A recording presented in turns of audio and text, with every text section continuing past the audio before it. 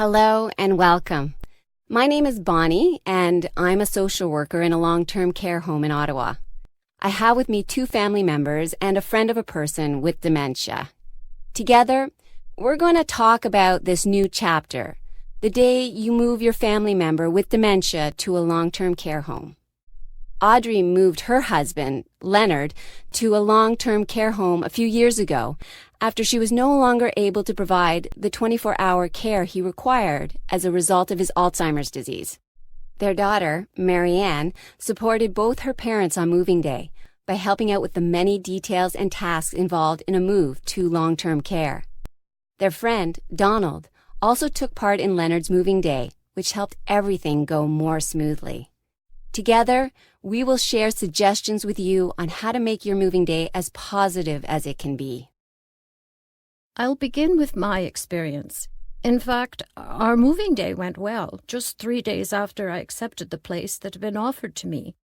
I already knew that this was a very nice room, looking onto the garden with a place for a bird feeder in the window. We had told Leonard that he would be going to stay for a while at a place like the respite home, where he had been overnight a few times before.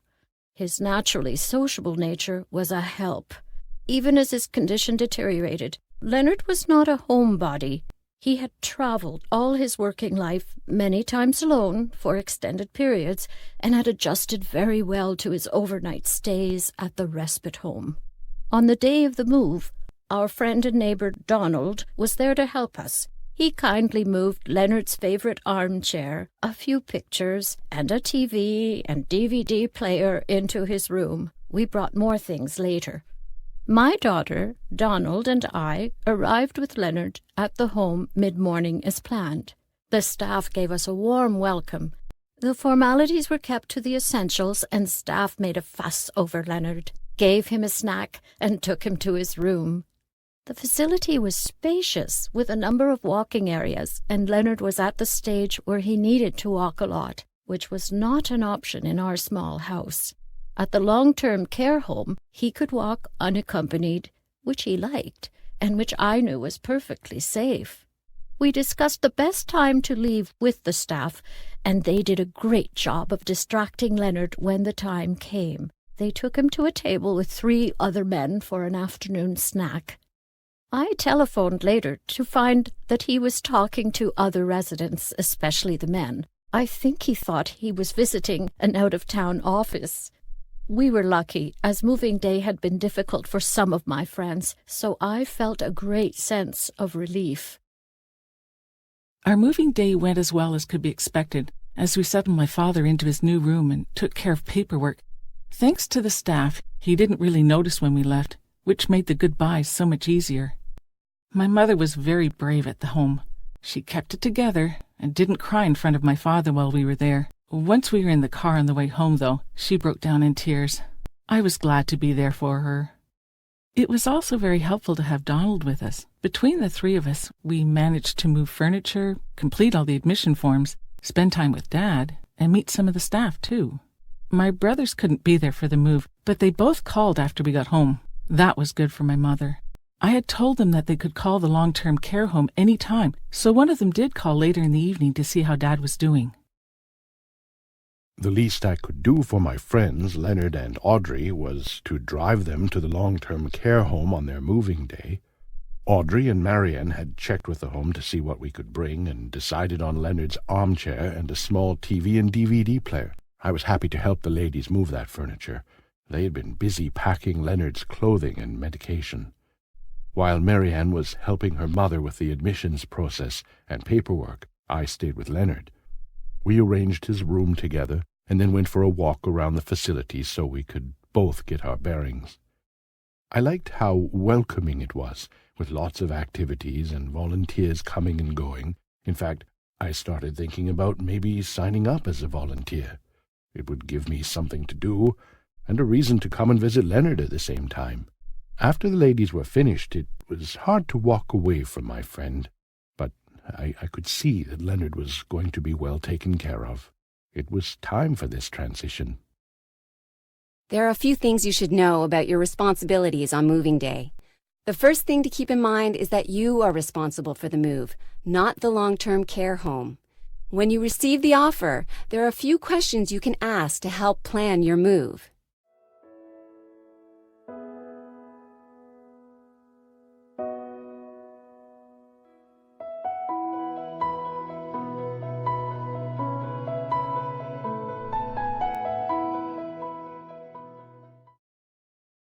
It's a simple question: what to pack? When you're under stress or pressure, packing can seem overwhelming. Here's what we recommend.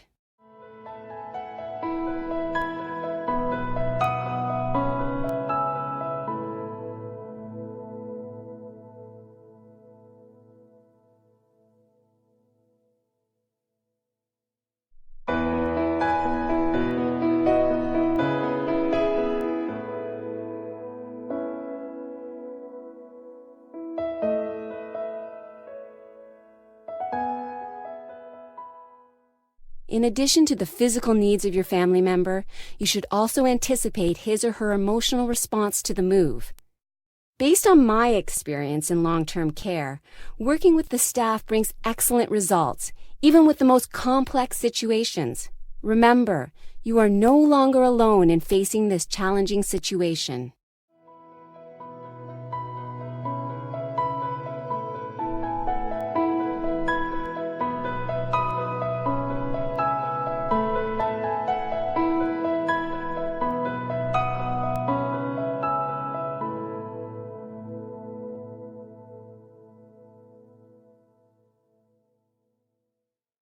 Let me also add that as much as you plan for your family member, you must also make a plan for yourself.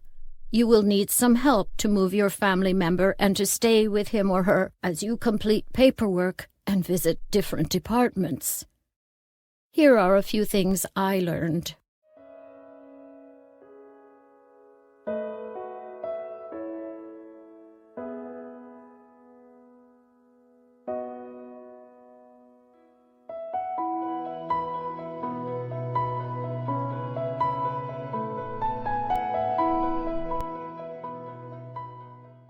I would like to add how important it is to plan your exit. If you think through how to leave before you get there, you'll be more comfortable doing so when the time comes. Here are a few things we did that helped us get through the day.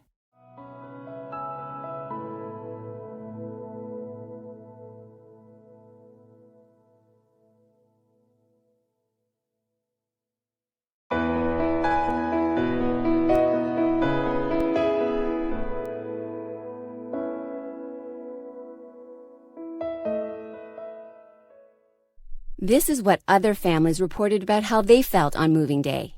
You may feel many of the same emotions you felt when preparing for the move. Take a closer look at each emotion for suggestions on how to cope with what you may be feeling.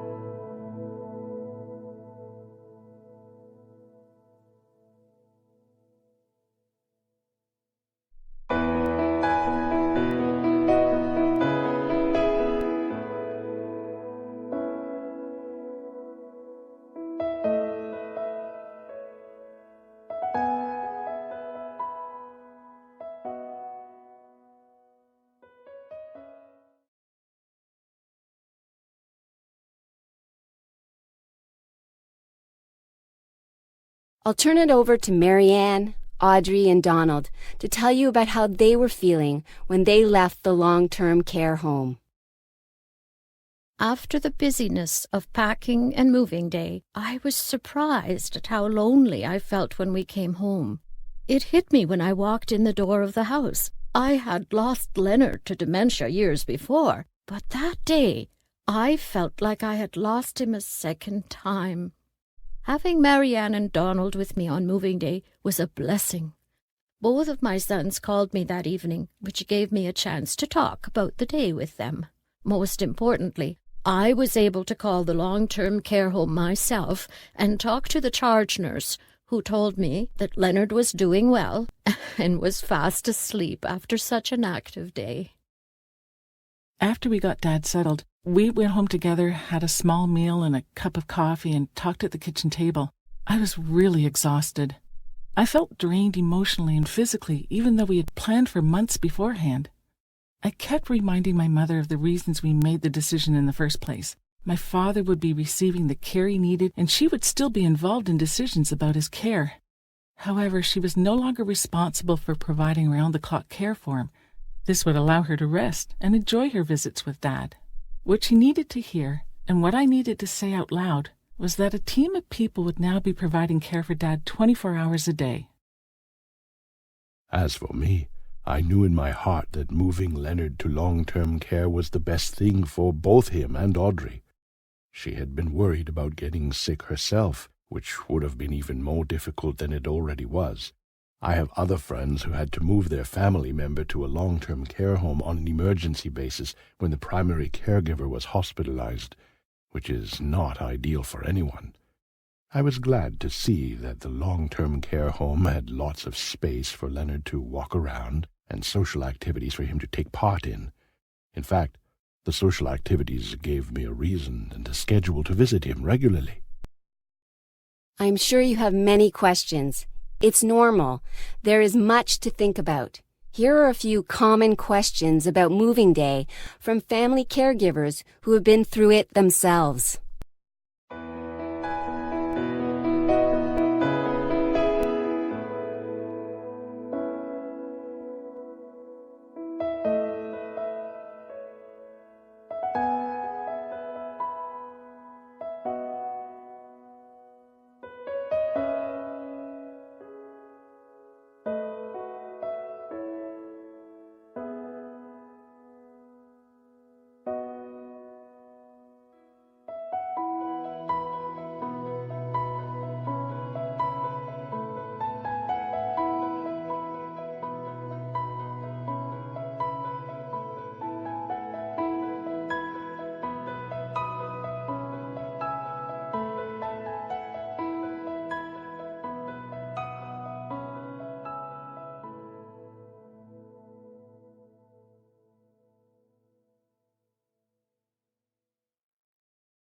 That brings us to the end of this session. We hope our suggestions have helped you. Feel free to come back anytime and to download, print, or share these resources with other family caregivers. Remember that moving day is a huge transition, but with time, you will adjust to the changes in your life. On that note, we talk about adjusting to a new role and routine in our third online session. When you're ready, please join us. In the meantime, take good care of yourself.